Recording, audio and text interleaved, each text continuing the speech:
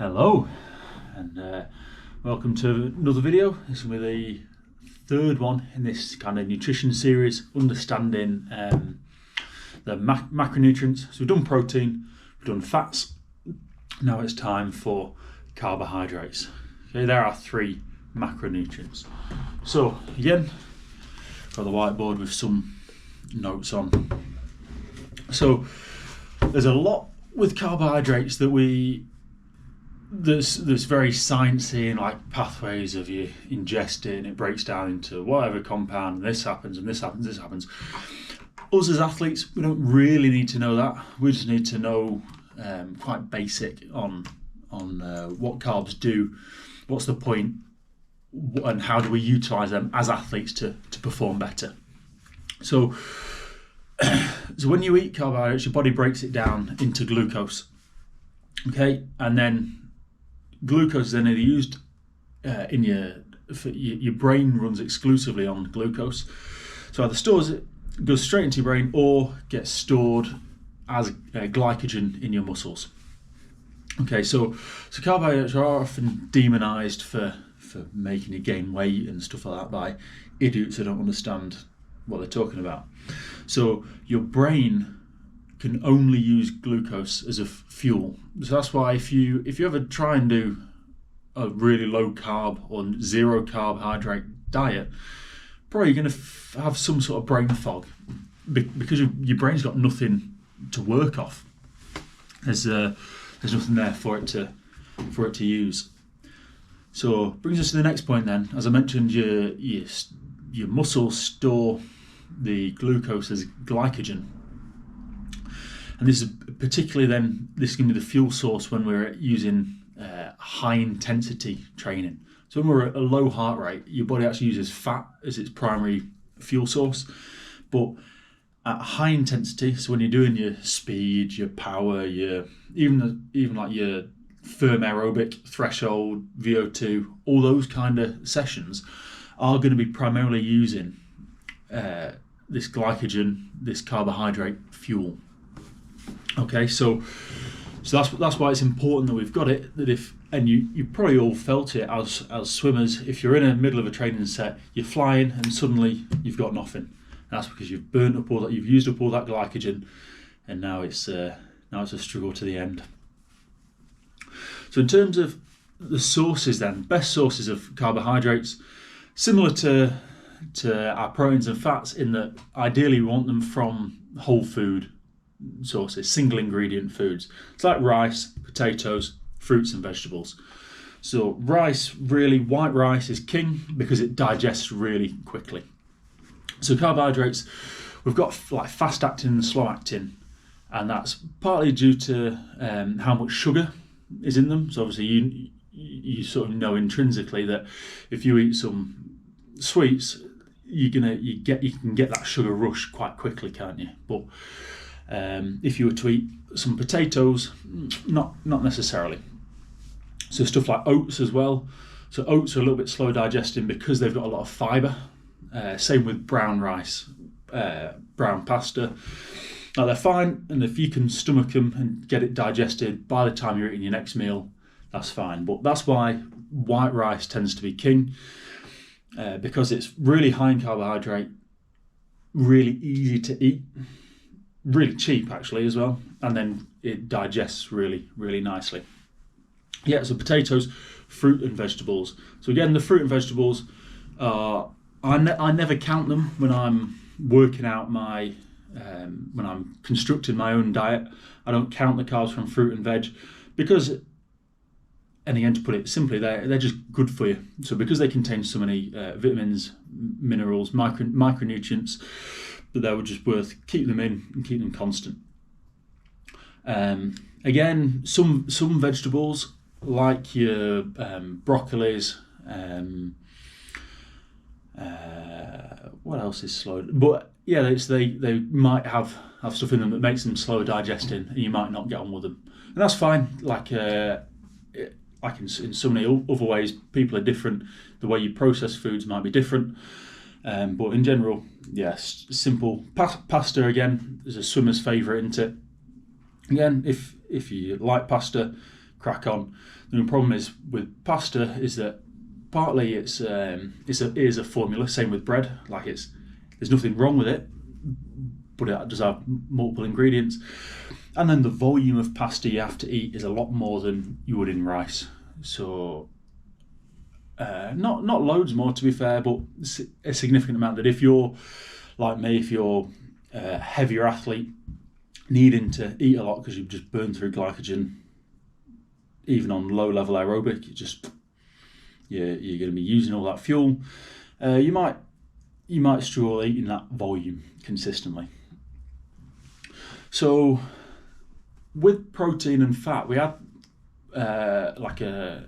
not a strict rule, but a more strict range of where we wanted our protein amount or fat amount to be, depending on body weight. Carbohydrates is a little bit different. So we're going to fluctuate it according to our performance or weight. And so what I mean by that is we pick an amount to start with. So I tend to start with 80 grams of carbs each meal. And that'll be the standard. And then depending on how I'm training, if I'm training really well, I'll stick with that. If I feel that Monday I'm great, Tuesday I'm all right, Wednesday I'm a little bit worse, Thursday's not great, Friday I'm in a hole, Saturday I'm rubbish, I know that probably I ought to up it so that I'm Monday great, Tuesday great, Wednesday great, Thursday great, Friday great, Saturday still great. There's none of that drop off. Okay, and then the bit I've added there with weight is a bit of a trickier one, because we have quite an emotional attachment to body weight, and it's just like a natural thing. So there's all the news stories now about people sort of feeling like they're overweight in swimming, and yeah. Anyway, well, today's not the day for that, but if you can use your weight as an objective measure, then that's another way you can measure that and see if your carbohydrate intake is enough. Obviously depending on ensuring that your protein and fats are in that right place as well. It's quite a good example for this so we're only just starting the season, so we're doing a lot of aerobic volume in the pool, a lot of volume in the gym as well, which means my body's using more of that glycogen. So last week, I think I started Monday, it was about 102 kilos. Monday about 102, Wednesday maybe, Tuesday 100, Wednesday 99, Thursday 98, Friday 98. That told me then that I need to be eating more, because my body weight tends to be quite stable. So I'm 25, I've finished growing pretty much. I'm not putting on muscle mass or losing body fat that quickly. So it can only be like a glycogen thing. And so that told me this week then to eat more. Actually, the past 3 days, so Tuesday, Wednesday, Thursday this week, I've been 99.3 kilos every morning. Which also makes me wonder if the scales are just knackered. Maybe, but it's that consistency. And then if you keep an eye on that, then you know if you're gaining weight, it's time to pull a little bit back on the carbs. If you're losing weight, it's time to increase them. Similarly, as we've said with performance, if you're performing really well, keep them there.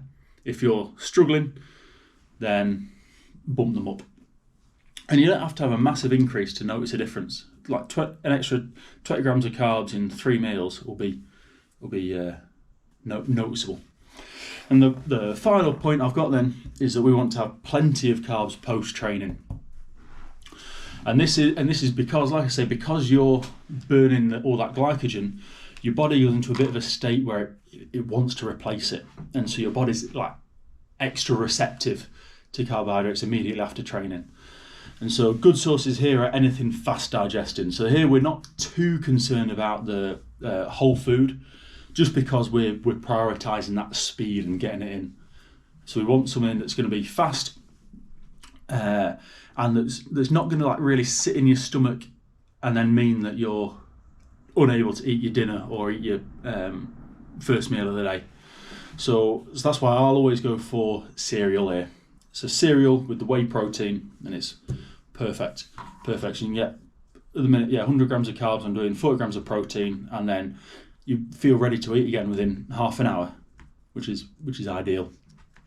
If you're not able to do the cereal, not asked by cereal, you can go for. In fact, just before I say that, so cereal wise, we want to just be careful that we're not getting one that's too high in fat, because as I mentioned earlier, the fat will slow down that digestion.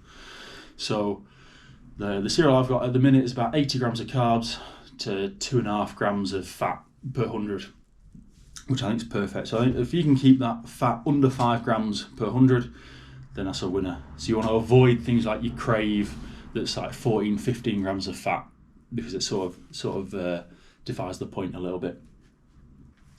Yeah, but if you're not asked about cereal, or you can't eat cereal, something like toast and jam would be good, crumpets, anything like that. Anything that you find, even if you're able to eat rice, I suppose. Cream of rice is a good one. Anything that you can eat quickly straight after training. So I think that pretty much does us then for today.